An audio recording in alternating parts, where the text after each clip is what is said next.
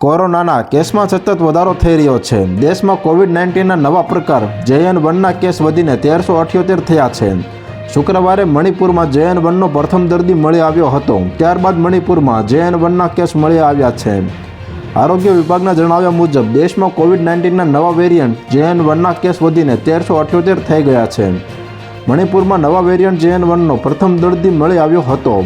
મહારાષ્ટ્રમાં JN1 વેરિયન્ટના સૌથી વધુ 320 કેસ નોંધાયા છે।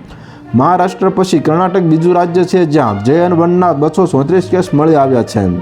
કોરોનાના નવા વેરિયન્ટ JN1ના કેસો વધતા આરોગ્ય વિભાગ હરકતમાં આવ્યું છે।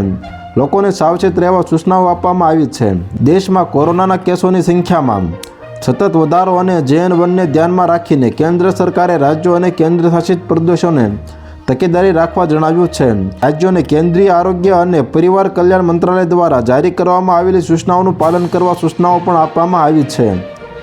તો હાલ અત્યાર માટે આટલું જ મિત્રો, ફરી મળીએ નવી અપડેટ સાથે। તે પહેલાં વિડીયોને લાઇક કરી ગુજરાત ટોપ ન્યૂઝ ચેનલને સબસ્ક્રાઇબ કરી દો અને પાસે આવેલું બેલ આઇકન પણ દબાવી દો, જેથી તમને નવી ખબરો મળતી રહે।